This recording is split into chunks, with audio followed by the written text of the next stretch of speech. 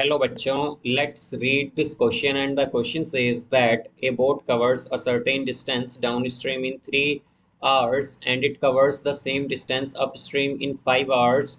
If the speed of the boat in still water is 8 km per hour, then the speed of the stream is.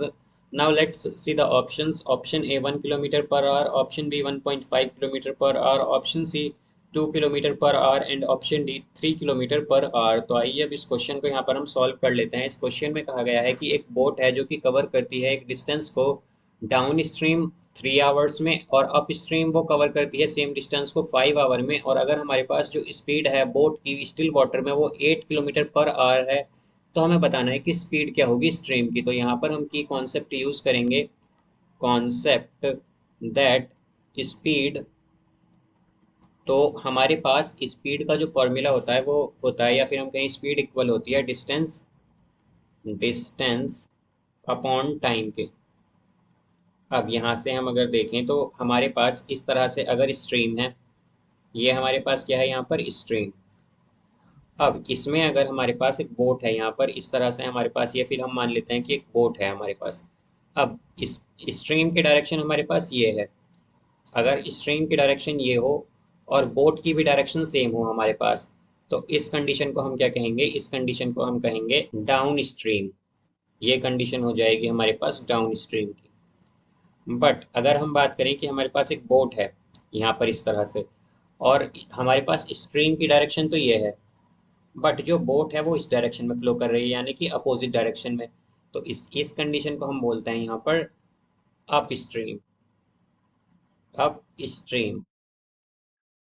अब यहाँ से हम अगर late कर लें, लेट द स्पीड, हम मान लेते हैं कि जो स्पीड है स्ट्रीम की वो है हमारे पास x, स्पीड ऑफ स्ट्रीम भी x। अब जैसा कि हम जानते हैं कि अगर जो बोट है वो सेम डायरेक्शन में फ्लो करेगी तो क्या होती है, डाउन स्ट्रीम की कंडीशन होती है हमारे पास। तो हम क्या कहेंगे कि डाउन स्ट्रीम की जो स्पीड है, डाउन स्ट्रीम स्पीड क्या हो जाएगी हमारे पास, ये होगी हमारे पास यहाँ पर। अगर हम देखें तो हमसे क्या कहा गया है कि जो बोट की स्पीड है स्टिल वाटर में वो तो 8 किलोमीटर पर आवर है। बट हम जानते हैं कि अगर बोट जो है हमारी वो स्ट्रीम की डायरेक्शन में है, तो यहाँ पर स्ट्रीम की स्पीड भी इसमें ऐड हो जाएगी, बिकॉज दोनों की डायरेक्शन सेम है हमारे पास। तो क्या आएगा, स्ट्रीम की डायरेक्शन तो एक्स ली है हमने, प्लस बोट की डायरेक्शन क्या है स्टिल वाटर में वो 8 है, तो इसकी स्पीड हो जाएगी x plus 8 kilometre per hour. अब यहाँ से हम अगर इसी तरह देखें तो हमारे पास अप स्ट्रीम की क्या कंडीशन आएगी, अप स्ट्रीम स्पीड। अब ये होगा हमारे पास यहाँ पर।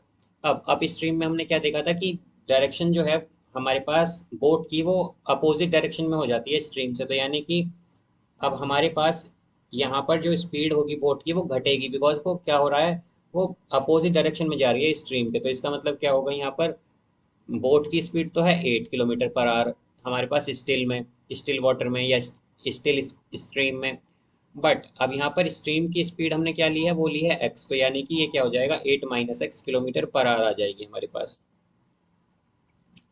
अब अगर हम मान लें लेट द डिस्टेंस भी, लेट द डिस्टेंस, तो हम मान लेते हैं कि जो डिस्टेंस कवर किया गया है, distance covered by boat, bye boat is y kilometre. अगर हम मान लें कि ये y किलोमीटर है, तो इसका मतलब क्या होगा हमारे पास यहाँ से कि अब हम जानते हैं स्पीड का फॉर्मूला क्या होता है, डिस्टेंस अपॉन टाइम होता है। तो हमारे पास स्पीड डाउन स्ट्रीम की कंडीशन में अगर हम देखें तो क्या है, x+8। तो ये आएगा x+8 इज इक्वल टू, तो ये डाउन स्ट्रीम के लिए है। अब यहाँ पर डिस्टेंस तो सेम ही कवर कर रही है वो अप स्ट्रीम और डाउन स्ट्रीम में, तो डिस्टेंस तो हमारे पास y ही रहेगा, डिवाइडेड बाय टाइम कितना लग रहा है अप स्ट्रीम डाउन स्ट्रीम जाने में, उसे 3 आवर्स लग रहे हैं, यानी कि डिवाइडेड बाय 3। इसे हम फर्स्ट इक्वेशन मानेंगे। अब इसी तरह अगर हम देखें तो डाउन अप स्ट्रीम के लिए क्या था हमारे पास, अप स्ट्रीम की कंडीशन है 8 - x। अप स्ट्रीम में 8 - x है स्पीड, तो ये इक्वल होगी किसके, डिस्टेंस तो सेम ही कवर करना है y। अब यहाँ पर अगर हम टाइम देखें कि टाइम कितना लगता है अप स्ट्रीम जाने में, तो ये लगता है 5 आवर्स, तो डिवाइड में क्या आएगा 5। तो इसे हम सेकंड इक्वेशन मान लेंगे। अब यहाँ से हम अगर देखें तो हमारे पास जो इक्वेशन फर्स्ट है उसे हम क्या लिख सकते हैं, उसे हम देखें तो वो हो जाएगा हमारे पास, यहाँ पर हम क्रॉस मल्टीप्लाई कर लेंगे इक्वेशन फर्स्ट में, तो ये आएगा 3 × x + 8 is equal to Y.